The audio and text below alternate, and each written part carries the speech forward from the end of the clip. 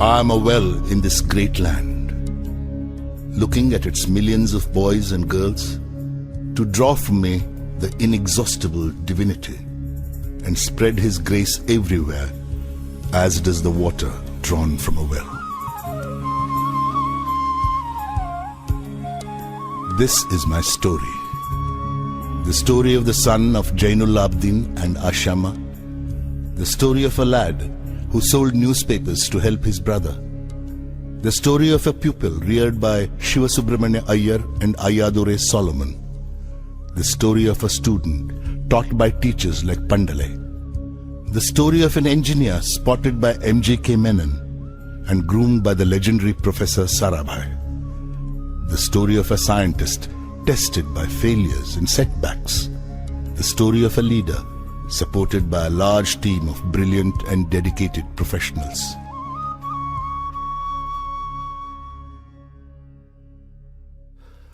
This story will end with me, for I have no belongings in the worldly sense.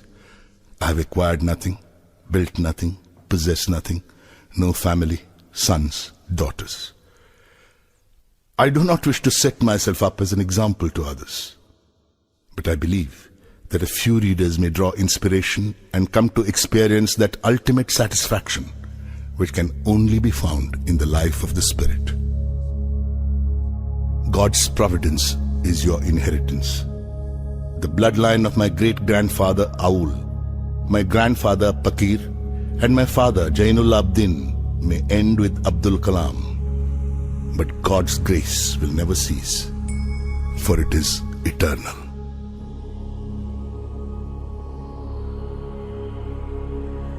Purnamada Purnamidam Purnat Purnamudachyate Purnasya Purnamadaya Purnamevavashishyate. Om Purnamada Purnamidam Purnat Purnamudachyate Purnasya Purnamadaya Purnamevavashishyate. Purnamada Purnamidam Purnat Purnamudachyate Purnasya Purnamadaya Purnamevavashishyate.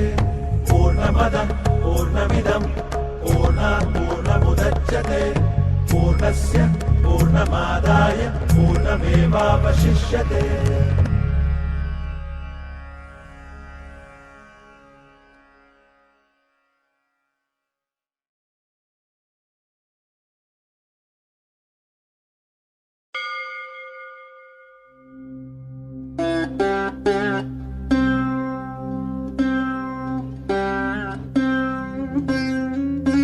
I was born into a middle-class Tamil family in the island town of Rameshwaram. My father, Jainul Abdin, had neither much formal education nor much wealth. Despite these disadvantages, he possessed great innate wisdom and a true generosity of spirit. He had an ideal helpmate in my mother, Ashima. I was one of many children, a short boy with rather undistinguished looks, born to tall and handsome parents. We lived in our ancestral house, which was built in the middle of the 19th century. It was a fairly large Pakka house on the Mosque Street in Rameshwaram. My austere father used to avoid all inessential comforts and luxuries. However, all necessities were provided for. In fact, I would say mine was a very secure childhood, both materially and emotionally.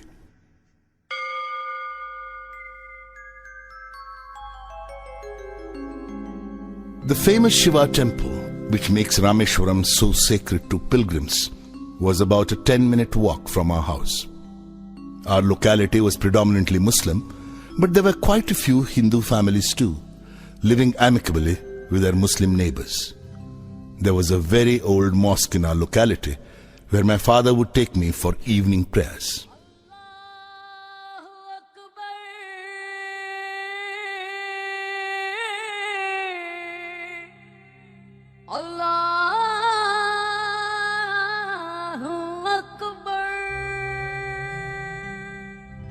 The high priest of the Rameshwaram temple, Pakshi Lakshmana Shastri, who was a very close friend of my father's. One of the most vivid memories of my early childhood is of the two men, each in his traditional attire, discussing spiritual matters. My father could convey complex spiritual concepts in very simple, down-to-earth Tamil.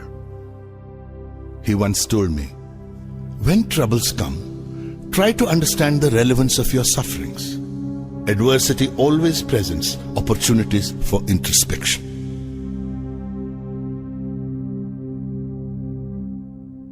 I have throughout my life tried to emulate my father in my own world of science and technology. I feel convinced that there exists a divine power that can lift one up from confusion, misery, melancholy, and failure, and guide one to one's true place.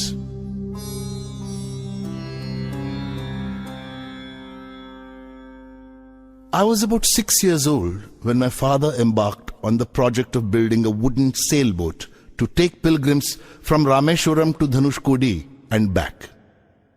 He worked at building the boat on the seashore with the help of a relative, Ahmad Jalaluddin, who later married my sister, Zohra. Ahmad Jalaluddin became a close friend of mine, despite the difference of 15 years in our ages. We used to go for long walks together every evening. As we started from Mosque Street, our first halt would be at the imposing temple of Lord Shiva, where we would circle around the temple with the same reverence as any other pilgrim. Jalaluddin's schooling had been limited, principally because of his family's straitened circumstances. At the time I speak of, he was the only person on the entire island who could write English. He wrote letters for almost anybody in need.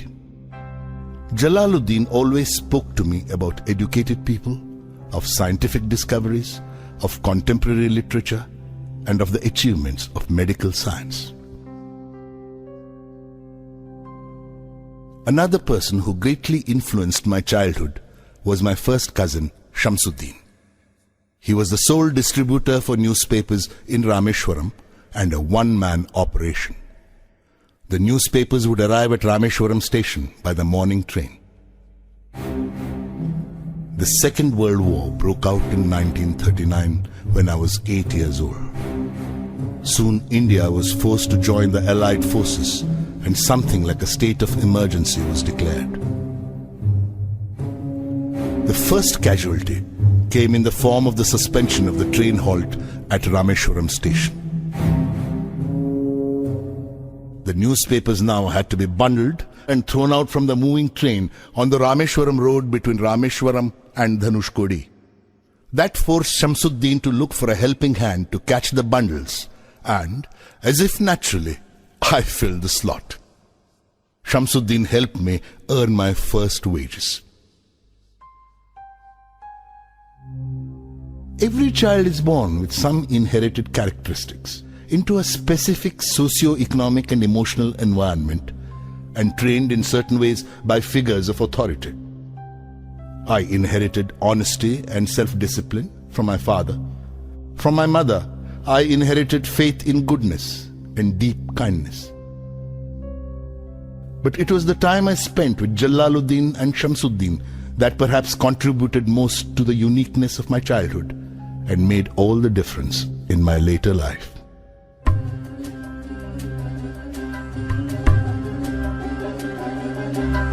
தந்தை மகற்கு ஆற்றும் நன்றி அபயத்து முந்தி இருப்பச்செயல் தந்தை மகற்கு ஆற்றும் நன்றி அபயத்து முந்தி இருப்பச்செயல் இருப்பச்செயல் மகன் தந்தைக்கு ஆற்றும் உதவி இவன் தந்தை என்னோற்றார்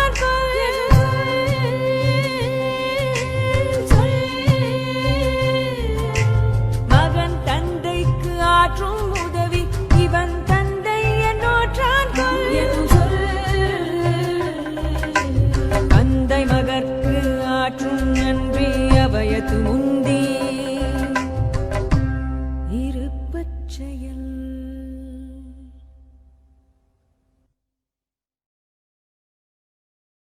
Then the war was over and India's freedom was imminent. I asked my father's permission to leave Rameshwaram and study at the district headquarters in Ramanathapuram.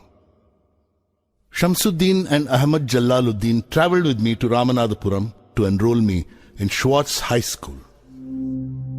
Somehow, I did not take to the new setting. The town of Ramanathapuram was a thriving, factious town of some 50,000 people. But the coherence and harmony of Rameshwaram was absent. I missed my home and grabbed every opportunity to visit Rameshwaram. Once I settled down at Schwartz High School, the enthusiastic 15-year-old within me re-emerged. My teacher, Ayadurai Solomon, was an ideal guide for an eager young mind that was yet uncertain of the possibilities and alternatives that lay before it.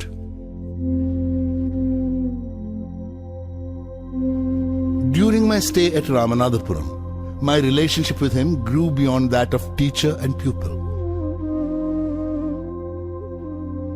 Ayadurai Solomon used to say, "To succeed in life and achieve results, you must understand and master three mighty forces: desire, belief, and expectation." Ayadurai Solomon, who later became a reverend, taught me that before anything I wanted could happen, I had to desire it intensely and be absolutely certain it would happen. To take an example from my own life, I had been fascinated by the mysteries of the sky and the flight of birds from early childhood. I used to watch cranes and seagulls soar into flight and long to fly. Simple provincial boy though I was convinced that one day I too would soar up into the skies. Indeed, I was the first child from Rameshwaram to fly.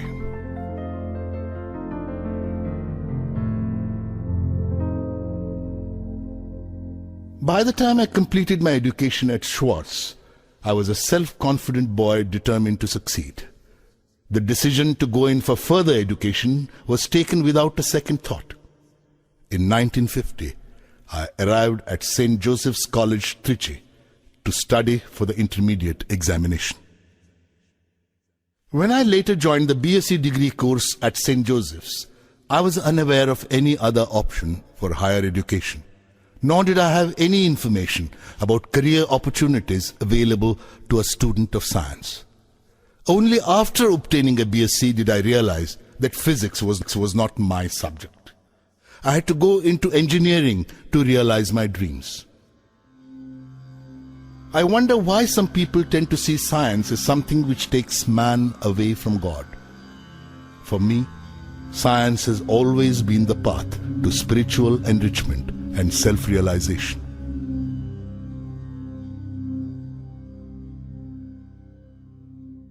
I managed to be on the list of selected candidates to Madras Institute of Technology, MIT. But admission to this prestigious institution was an expensive affair.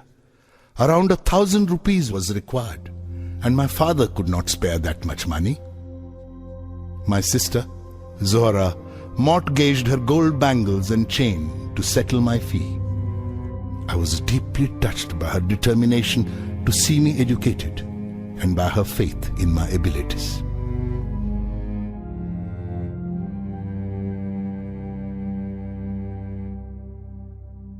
What fascinated me most at MIT was the sight of two decommissioned aircrafts displayed there. I felt a strange attraction towards them and would sit near them long after other students had gone back to the hostel.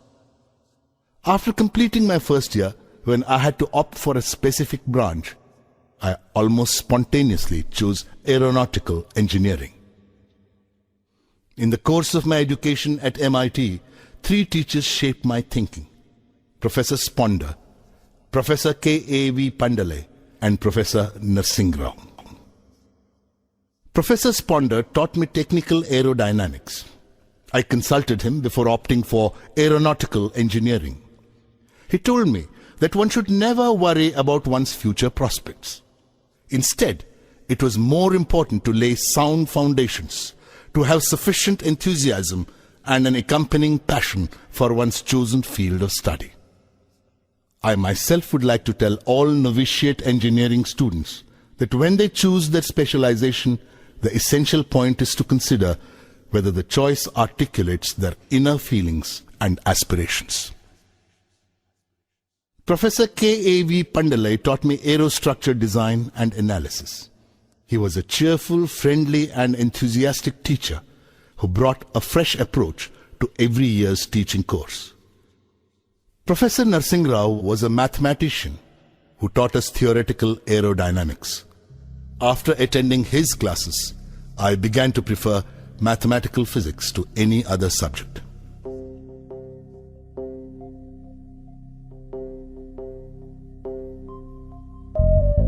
साध संगी हरि हरि नाम चित्तारा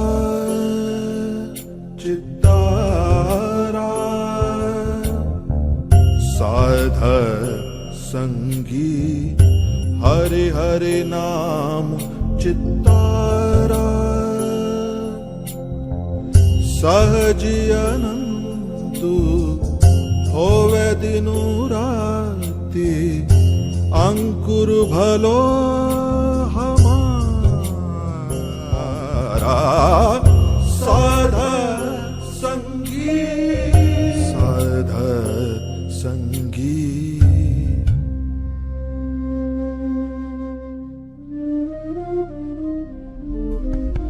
गुरुपुरा भेटियो बड़ भागी गुरुपुरा भेटियो बड़ भागी जाको अंतु न परवारा अंतु न परवारा नानक सरनी गही स्वामी की पुनः पुनः नमस्कार साध संगी साध संगी.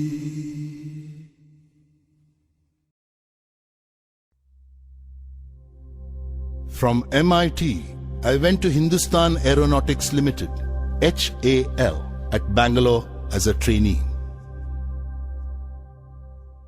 Two alternative opportunities for employment, both close to my long-standing dream of flying, presented themselves before me when I came out of HAL as a graduate aeronautical engineer. One was a career in the Air Force, and another was a job at the Directorate of Technical Development and Production at the Ministry of Defense. I applied for both. The interview calls arrived from both the places almost simultaneously. I was asked to reach Dehradun by the Air Force recruitment authorities and Delhi by DTD&P.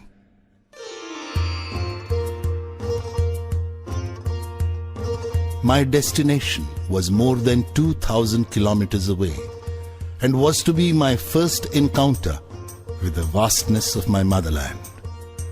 Through the window of the compartment, I watched the countryside slip past.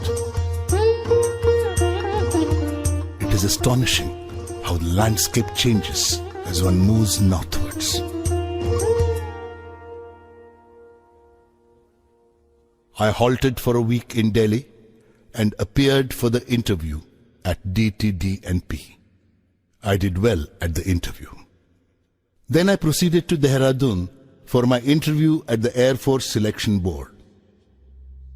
I could only finish 9th in the batch of 25. I was deeply disappointed, and it took me some time to comprehend that the opportunity to join the Air Force had just slipped through my fingers. I trekked down to Rishikesh with the knowledge that the days ahead would be difficult. I bathed in the Ganga and walked to the Shivananda ashram, situated a little way up the hill. I met Swami Shivananda, a man who looked like a Buddha wearing a snow-white dhoti and wooden slippers. I was struck by his irresistible, almost childlike smile and gracious manner. I told him about my unsuccessful attempt to join the Indian Air Force and my long-cherished desire to fly. He smiled and said, "Desire, when it stems from the heart and spirit, when it is pure and intense, possesses awesome electromagnetic energy. This energy is released into the ether each night as the mind falls into the sleep state. Each morning, it returns to the conscious state, reinforced with the cosmic currents. That which has been imaged will surely and certainly be manifested. You can rely, young man, upon this ageless promise as surely as you can rely upon the eternally unbroken promise of sunrise and of spring." I returned to Delhi and inquired at the DTDP about the outcome of my interview. In response, I was handed my appointment letter. I joined the next day as senior scientific assistant on a basic salary of rupees 250 per month. 3 years passed. Then the Aeronautical Development Establishment, ADE, was born in Bangalore, and I was posted to the new establishment. Bangalore as a city was in direct contrast to Kanpur, where I had been posted during my first year at the directorate. In fact, I feel our country has an uncanny way of bringing out extremes in her people. I suppose it is because Indians have been both afflicted and enriched by centuries of migrations. Loyalty to different rulers has dulled our capacity for a single allegiance. Instead, we have developed an extraordinary ability to be compassionate and cruel, sensitive and callous, deep and fickle, all at the same time. To the untrained eye, we may appear colorful and picturesque. To the critical eye, we are but shoddy imitations of our various masters. In Kanpur, I saw pan-chewing imitations of Wajid Ali Shah, and in Bangalore, it was replaced by dog-walking sahibs. In Bangalore, too, I longed for the depth and calmness of Rameshwaram.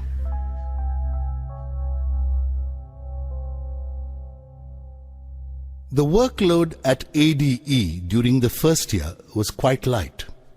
A project team was formed to design and develop an indigenous hovercraft prototype in 3 years. The hovercraft, completed ahead of schedule, was christened Nandi, after the bull ridden by Lord Shiva. For a prototype, the form, fit and finesse was beyond our expectations. However, to my great disappointment, the project became mired in controversies and had to be shelved. Professor M.G.K. Menon, director of the Tata Institute of Fundamental Research, paid us a surprise visit one day. Asking me several questions about Nandi, he requested a 10-minute ride in the hovercraft with me. A week later, I got a call from INCOSPA, the Indian Committee for Space Research. I went to Bombay to attend the interview for the post of a rocket engineer. I was interviewed by Dr. Vikram Sarabhai along with Professor M.G.K. Menon and Mr. Saraf, then the Deputy Secretary of the Atomic Energy Commission. I was almost immediately struck by Dr. Sarabhai's warmth. The next evening, I was told about my selection. I was to be absorbed as a rocket engineer at INCOSPA.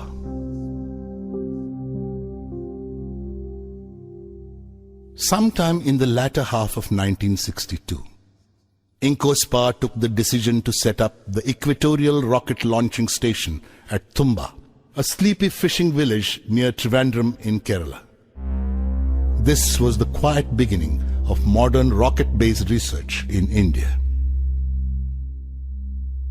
Very soon after this, I was asked to proceed to America for a 6-month training program on sounding rocket launching techniques at the National Aeronautics and Space Administration, NASA. I took some time off before going abroad and went to Rameshwaram. My father was very pleased with this opportunity that had come my way. He took me to the mosque and organized a special namaz in thanksgiving.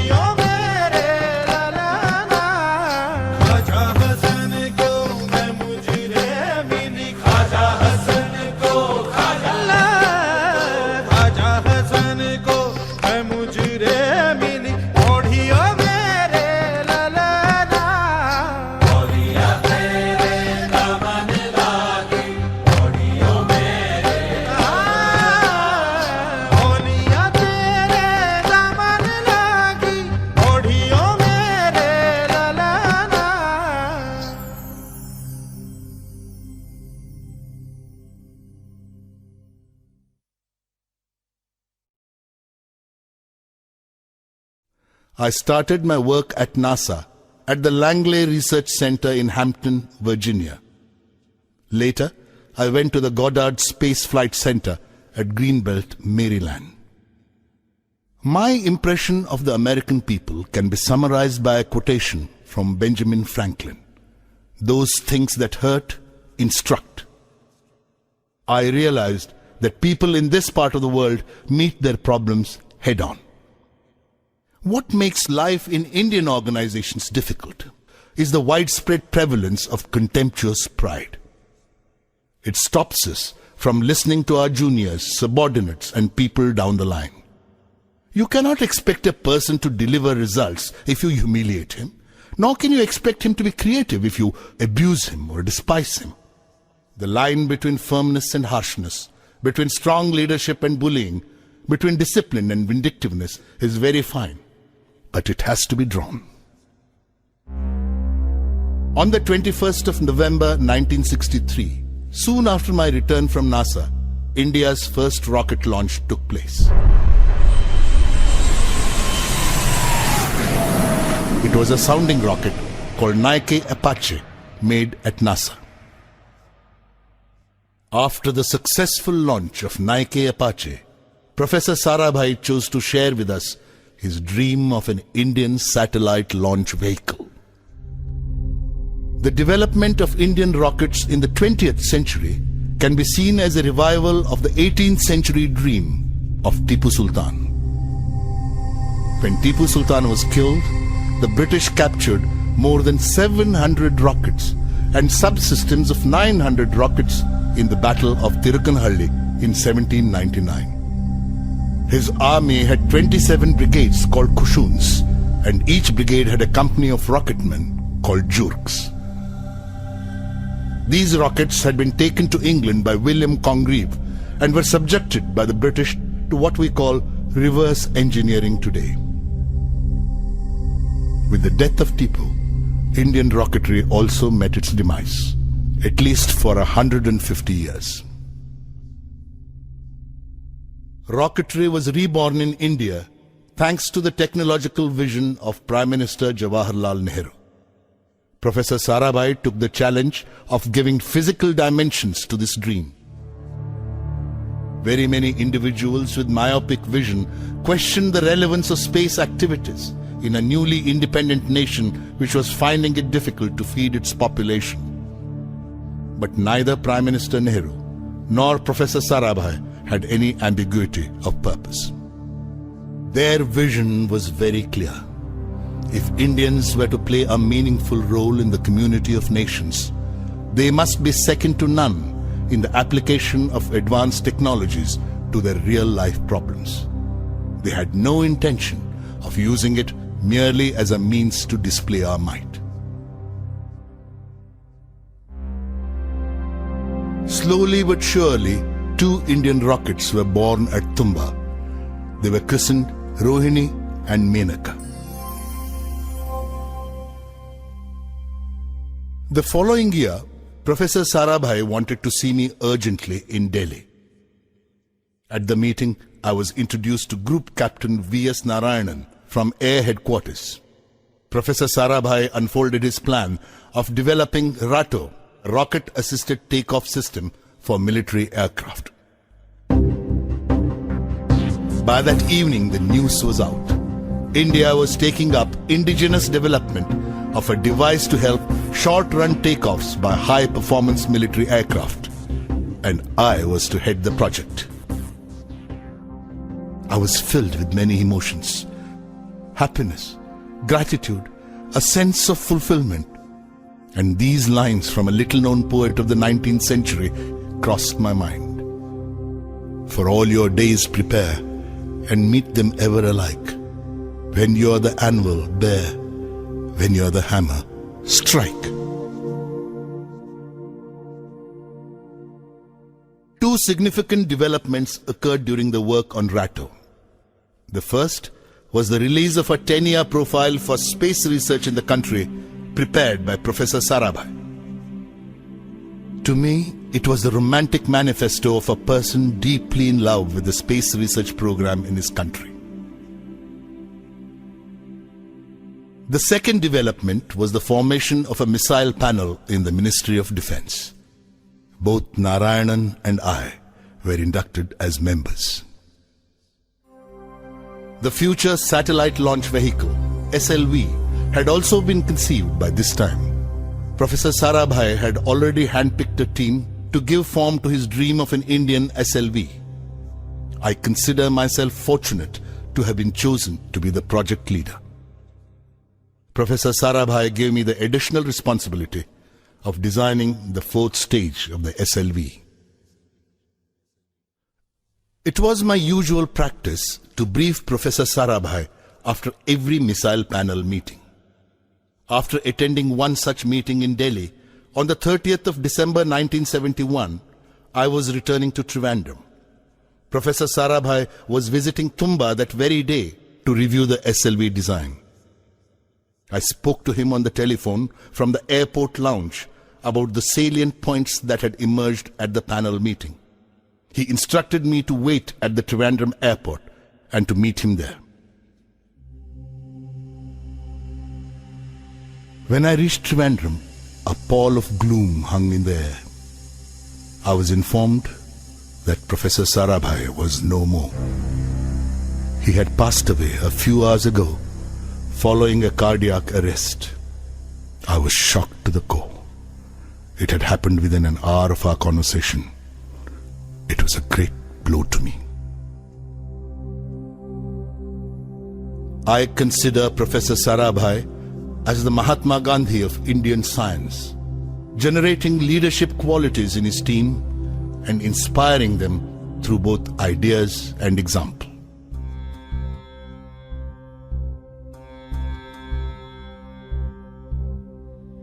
Nanati batuku natakamu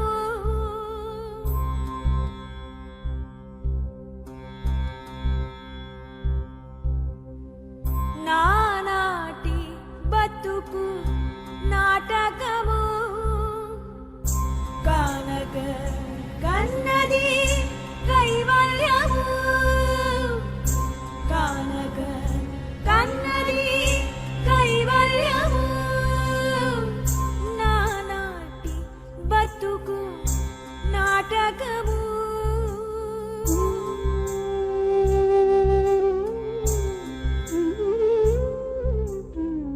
తెగదు పాపము తీరదు పుణ్యము నగి నగి కాలము నాటకము తెగదు పాపము తీరదు పుణ్యము నగి నగి కాలము నాటకము యగువన Shri వెంకటేశ్వరుడే యగువన Shri వెంకటేశ్వరుడే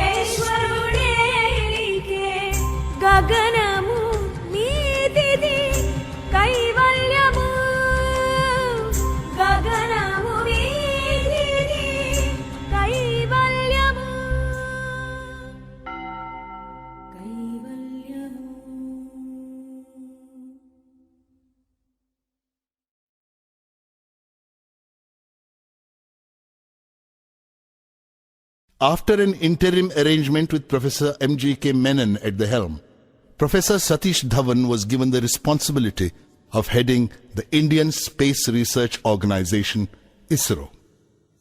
The whole complex at Tumba was merged together to form an integrated space center and christened the Vikram Sarabhai Space Center, VSSC, as a tribute to the man to whom it owed its existence.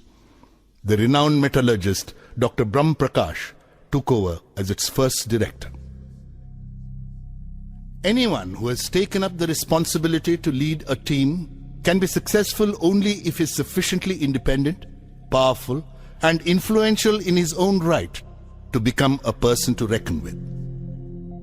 This is perhaps also the path to individual satisfaction in life, for freedom with responsibility is the only sound basis for personal happiness. What can one do to strengthen personal freedom? I would like to share with you two techniques I adopt in this regard. First, by building your own education and skills. Knowledge is a tangible asset, quite often the most important tool in your work. The more up-to-date the knowledge you possess, the freer you are. Knowledge cannot be taken away from anyone except by obsolescence. A leader can only be free to lead his team if he keeps abreast of all that is happening around him in real time. To be a successful team leader, one has to stay back after the din and clutter of a working day to emerge better equipped and ready to face a new day. The second way is to develop a passion for personal responsibility. The sovereign way to personal freedom is to help determine the forces that determine you. Work for the things you believe in. If you do not, you are surrendering your fate to others. The first 3 years of the SLV project was the period for the revelation of many fascinating mysteries of science. Gradually, I became aware of the difference between science and technology, between research and development. Science is inherently open-ended and exploratory. Development is a closed loop. Mistakes are imperative in development and are made every day. But each mistake is used for modification, upgradation, or betterment. Like any other act of creation, the creation of the SLV-3 also had its painful moments. One day, when my team and I were totally engrossed in our work, the news of a death in the family reached me. My brother-in-law and mentor, Janab Ahmad Jalaluddin, was no more. For a couple of minutes, I was immobilized. When I could focus on my surroundings once more, I realized that with Jalaluddin, a part of me had passed away. Traveling overnight in a combination of district buses, I reached Rameshwaram only the next day.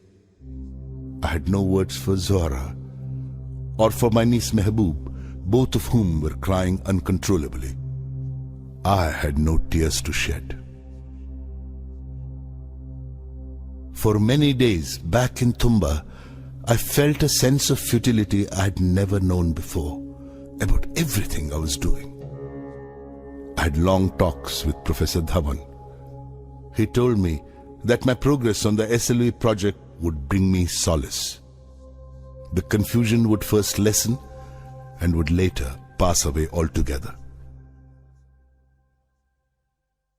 In 1976, my father, Jainul Abdin, who had lived on Rameshwaram Island for 102 years, passed away, leaving behind 15 grandchildren and 1 great-grandson.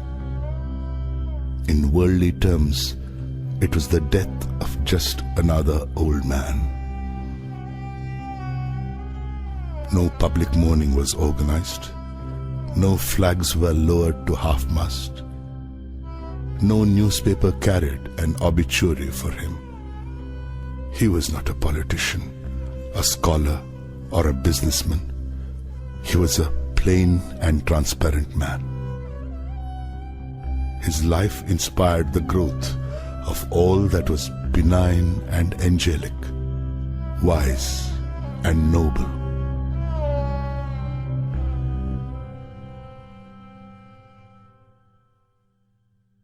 I sat for a long time with my mother, but could not speak. She blessed me in a choked voice when I took leave of her to return to Tumba.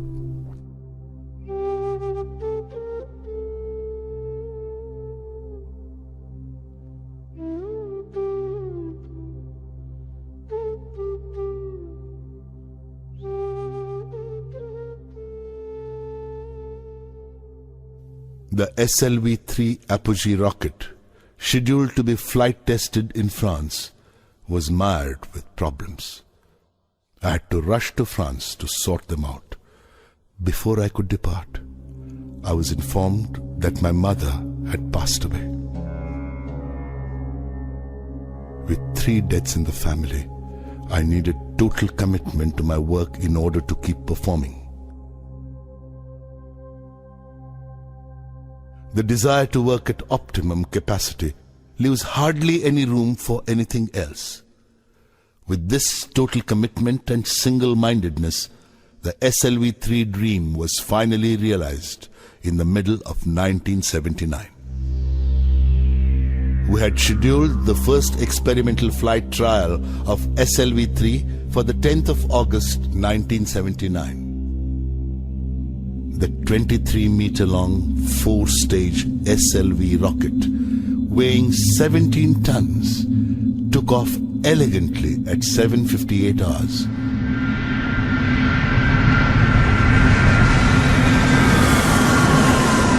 Stage 1 performed to perfection. There was a smooth transition from this stage to the second stage.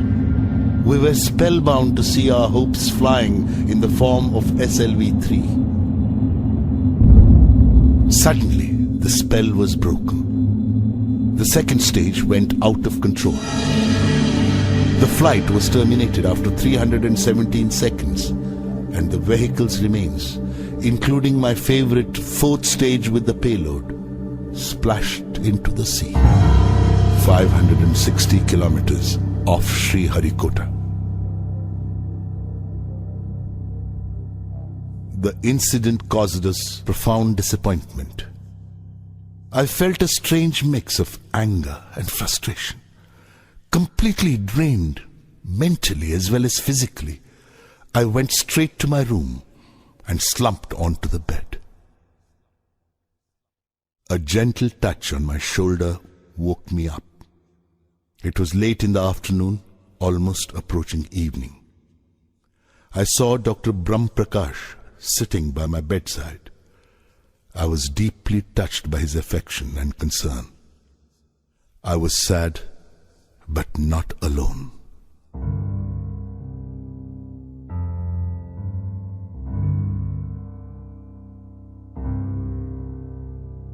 A post-flight review established that the mishap occurred because of the failure of the second stage control system. Everybody was convinced by the technical cause and effect sequence presented, and there was a general feeling of satisfaction about the whole exercise of failure management measures taken. I was still unconvinced though, and felt restless. On the spur of the moment, I stood up and addressed Professor Dhawan. Sir, even though my friends have technically justified the failure, I take the responsibility for judging the RFNA leak detected during the final phase of countdown as insignificant. As a mission director, I therefore take responsibility for the SLV-3 failure.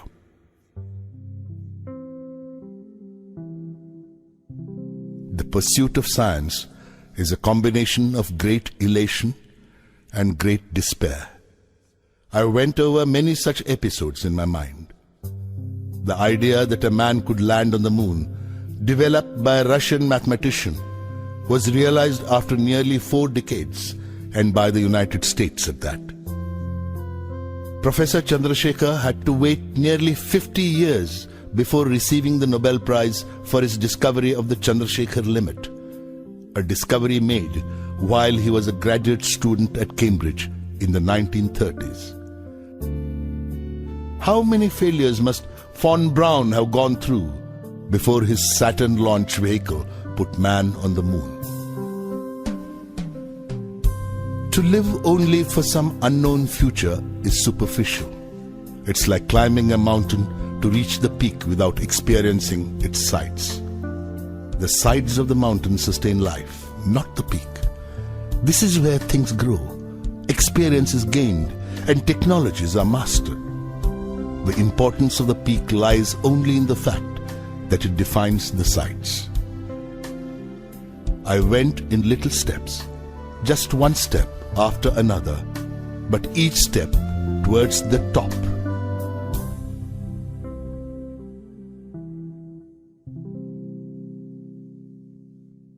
On the 17th of July 1980, 30 hours before the launch of the second SLV-3, the newspapers were filled with all kinds of predictions.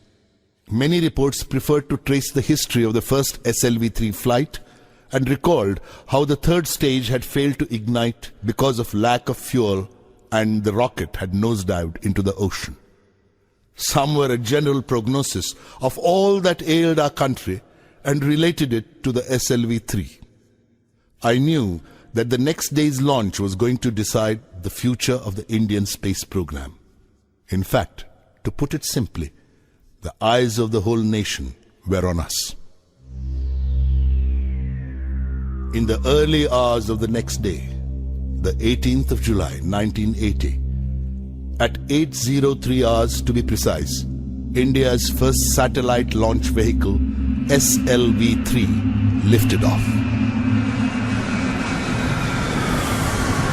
I saw the computer displaying data about stage 4 giving the required velocity to the Rohini satellite to enter its orbit. Within the next 2 minutes, Rohini was set into motion in a low Earth orbit. I spoke in the midst of screeching decibels the most important words I have ever uttered in my life. Mission Director calling all stations. Stand by for an important announcement. All stages perform to mission requirements. The fourth stage apogee motor has given the required velocity to put Rohini satellite into orbit. There were happy cries everywhere. When I came out of the blockhouse, I was lifted onto the shoulders of my jubilant colleagues and carried in a procession. The whole nation was excited. India had made its entry into the small group of nations which possessed satellite launch capability. It was both the culmination of a national dream and the beginning of a very important phase in our nation's history. Prime Minister Indira Gandhi cabled her congratulations. But the most important reaction was that of the Indian scientific community. Everybody was proud of this 100% indigenous effort. I experienced mixed feelings. I was happy to achieve the success which had been evading me for the past 2 decades, but I was sad because the people who had inspired me were no longer there to share my joy. My father, my brother-in-law Jalaluddin, and Professor Sarabhai. The credit for the successful SLV-3 flight goes first to the giants of the Indian space program, Professor Sarabhai in particular, who had preceded this effort.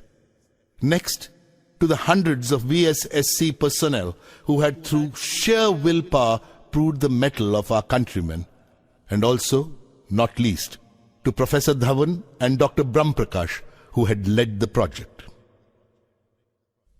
Within a month of the SLV-3 success, I received a call from Professor Dhawan in Delhi, asking me to join him the next morning to meet the Prime Minister, Mrs. Indira Gandhi. I had a small problem. It had to do with my clothes. I was dressed casually, as is my wont, and wearing slippers. not by any standards of etiquette, suitable attire in which to meet the Prime Minister. When I told Professor Dhawan about this problem, he told me not to worry about my dress. "You are beautifully clothed in your success," he quipped. Professor Dhawan and I arrived at the Parliament House Annex the next morning. There were about 30 members of the Lok Sabha and Rajya Sabha in the room. Professor M.G.K. Menon and Dr. Nag Chowdhury were also present. Srimati Gandhi spoke to the members about the success of the SLV-3 and lauded our achievement. In January 1981, the renowned nuclear scientist, Professor Raja Ramanna, invited me for a private meeting. The Devil missile program had been shelved in spite of tremendous achievements made by Narayanan and his team at the Defence Research and Development Laboratory, DRDL. The entire program of military rockets was reeling under a persistent apathy. Professor Ramanna asked me if I would like to join DRDL and shoulder the responsibility of shaping their guided missile development program. I felt honored by the esteem in which Professor Ramanna held me. Republic Day 1981 brought with it a pleasant surprise: the conferment of the Padma Bhushan Award on me. I filled my room with the music of Bismillah Khan's Shehnai. The music took me to another time, another place. I visited Rameshwaram and hugged my mother. My father ran his caring fingers through my hair. My mentor, Jalaluddin, announced the news to the crowd gathered on Mosque Street. My sister, Swara, prepared special sweets for me. Pakshi Lakshmana Shastri put a tilak on my forehead. Father Solomon blessed me holding the Holy Cross. I saw Professor Sarabhai smiling with a sense of achievement. The sapling which he had planted 20 years ago had finally grown into a tree whose fruits were being appreciated by the people of India.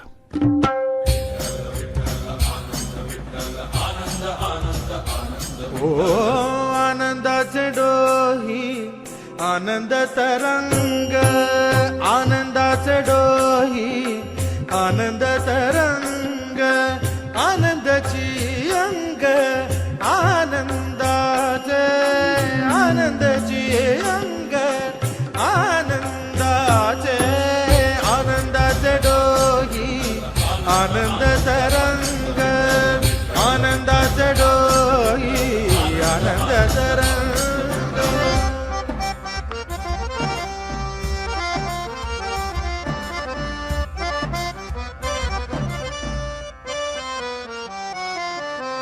गर्भाचे आवडी मातेचा डोहळा तेथीचा जीवळा तेथे बिंबे गर्भाचे आवडी मातेचा डोहळा तेथीचा जीवळा तेथे बिंबे तुका म्हणे तैसा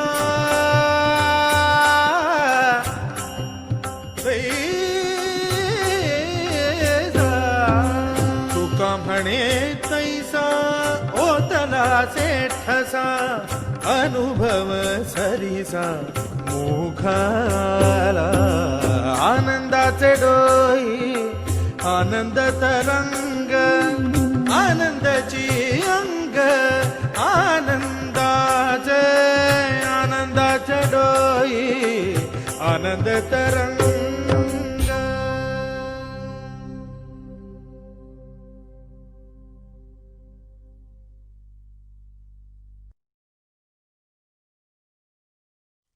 I joined DRDL on the 1st of June 1982.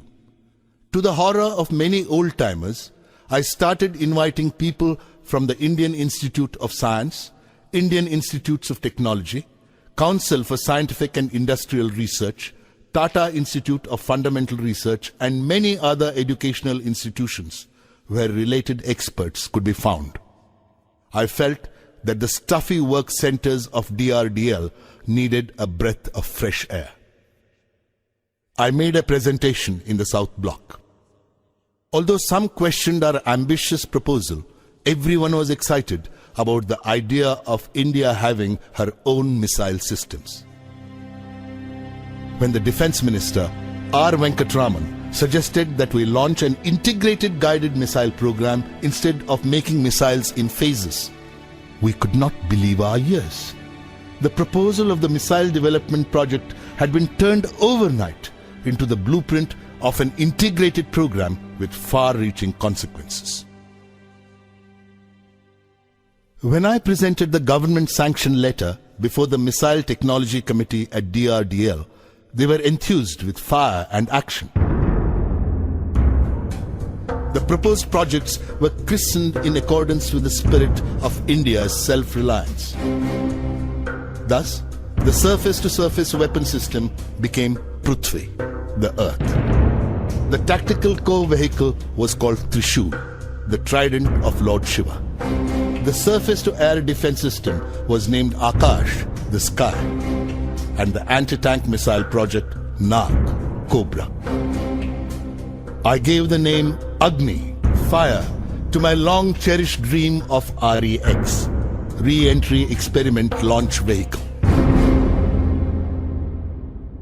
Dr. Arunachalam came to DRDL and formally launched the Integrated Guided Missile Development Program on the 27th of July, 1983. It was a great event in which every single employee of DRDL participated. Everybody who was somebody in Indian aerospace research was invited. This was the second most significant day in my career, next only to the 18th of July 1980, when the SLV-3 had launched Rohini into the Earth's orbit.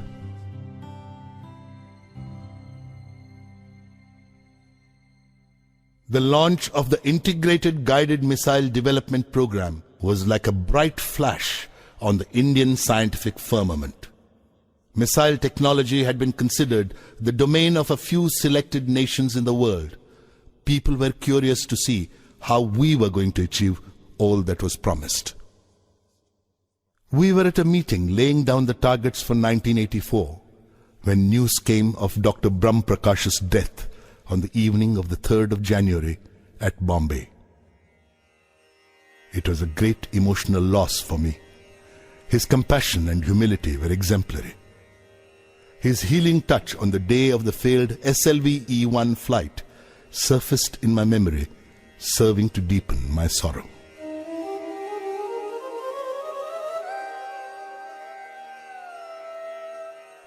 If Professor Sarabhai was the creator of VSSC, Dr. Brahm Prakash was the executor. He had nurtured the institution when it most needed nourishment. His humility mellowed me and helped me discard my aggressive approach. His humility did not consist merely in being modest about his talents or virtues, but in respecting the dignity of all those who worked under him and in recognizing the fact that no one is infallible, not even the leader.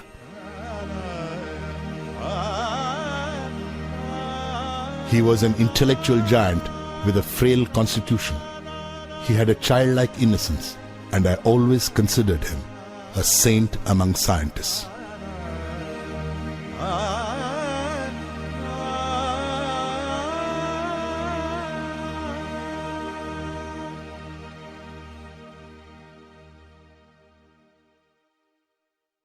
Prime Minister Indira Gandhi expressed her desire to personally apprise herself of the progress of the Integrated Guided Missile Development Program.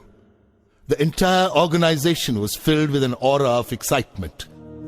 On the 19th of July, 1984, Srimati Gandhi visited DRDL. Prime Minister Indira Gandhi was a person with a tremendous sense of pride in herself, in her work, and in her country. The esteem in which she held our work in the field of guided missiles boosted our morale immensely. We were working on the action plan that had emerged from the earlier month's review when the news of Srimati Gandhi's assassination broke.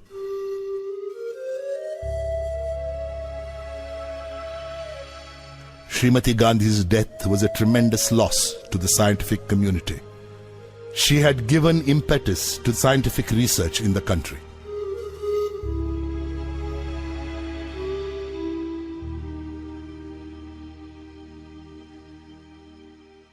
Her son, Rajiv Gandhi, took over as the new Prime Minister of India. He went to the polls and obtained a mandate from the people to carry forward the policies of Mrs. Gandhi, the Integrated Guided Missile Development Program being a part of them. Work on Prithvi was nearing completion when we entered 1988. Prithvi was launched at 11:23 hours on the 25th of February. It was an epoch-making event in the history of rocketry in the country. Prithvi was not merely a surface-to-surface missile. It was, in fact, the basic module for all future guided missiles in the country. The launch of Prithvi sent shockwaves across the unfriendly neighboring countries. The response of the Western Bloc was initially one of shock and then of anger. A 7-nation technology embargo was clamped, making it impossible for India to buy anything even remotely connected with the development of guided missiles. The emergence of India as a self-reliant country in the field of guided missiles upset all the developed nations of the world.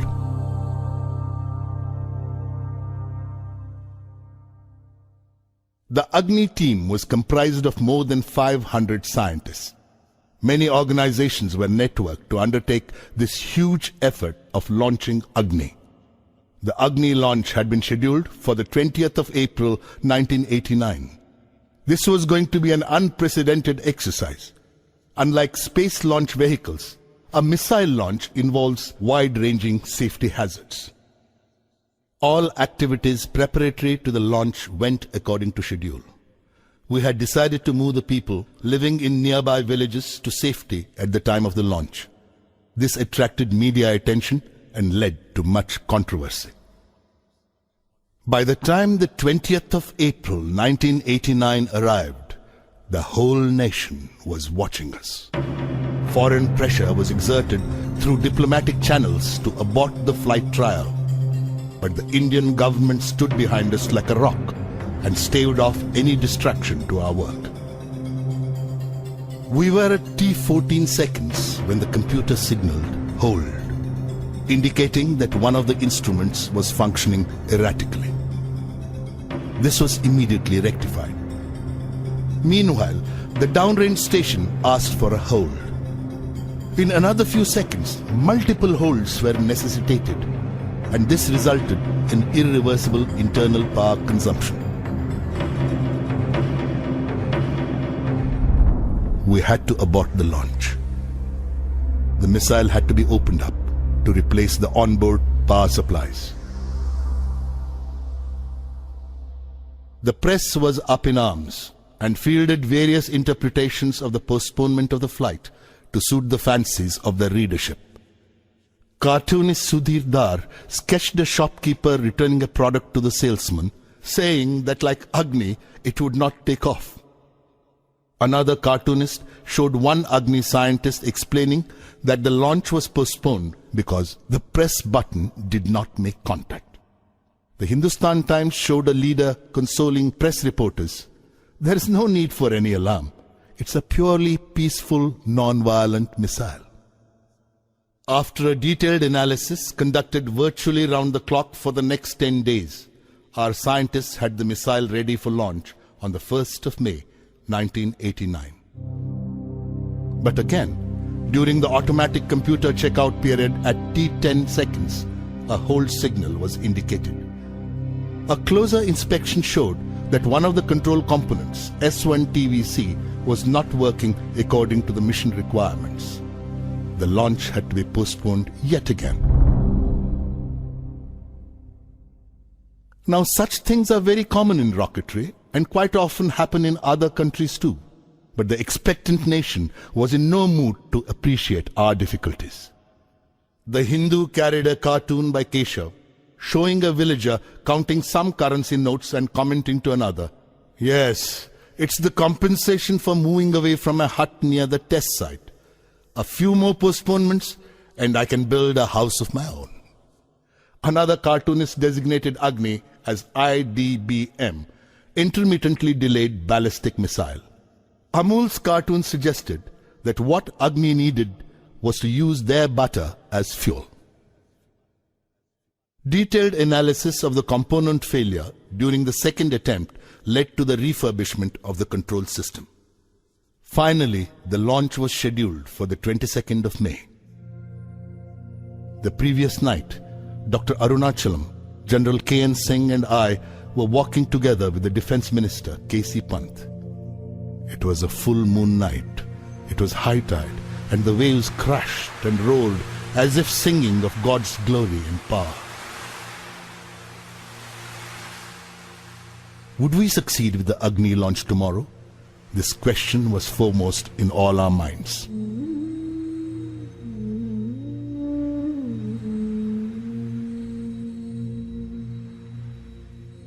Breaking a long silence, the Defense Minister finally asked me, "Kalam, what would you like me to do to celebrate the Agni success tomorrow?" What did I want? What was it that I did not have? What could make me happier? And then I found the answer. "We need 100,000 saplings to plant," I said. His face lit up with a friendly glow. "You are buying the blessings of Mother Earth for Agni," the Defense Minister quipped. "We will succeed tomorrow."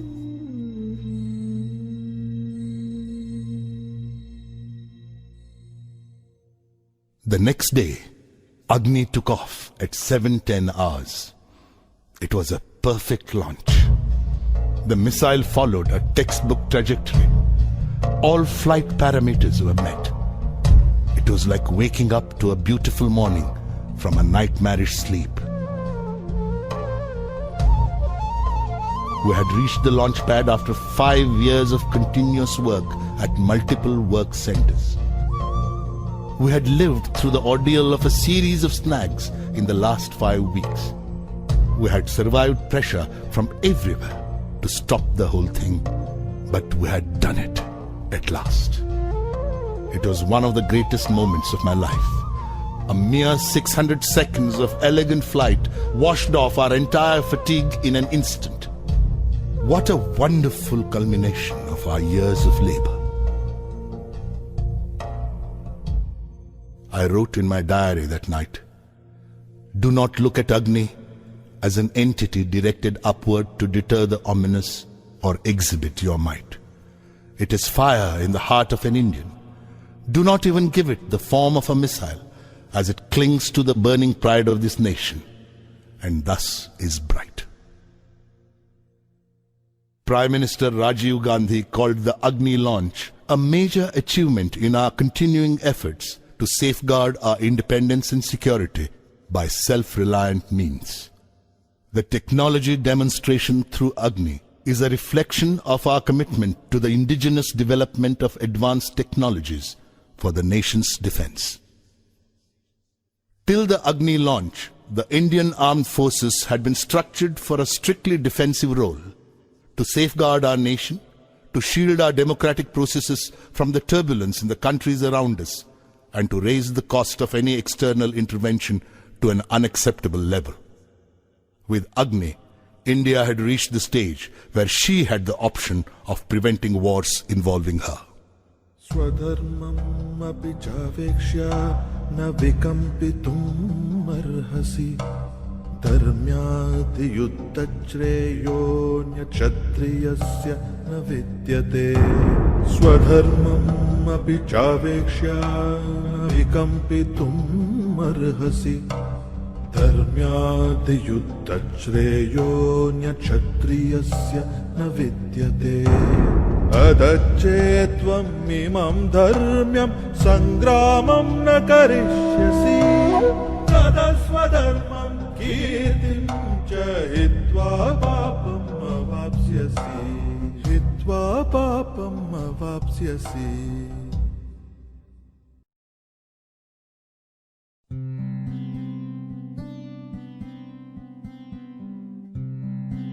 On Republic Day 1990, the nation celebrated the success of its missile program. I was conferred the Padma Vibhushan along with Dr. Arunachalam.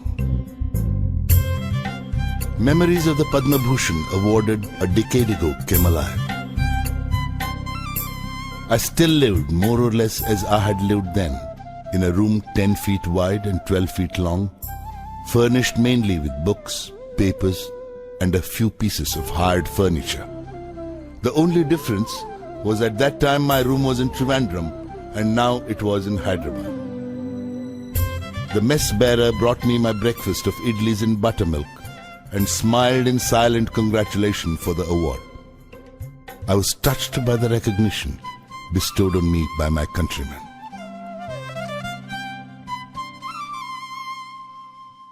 A large number of scientists and engineers leave this country at their first opportunity to earn more money abroad.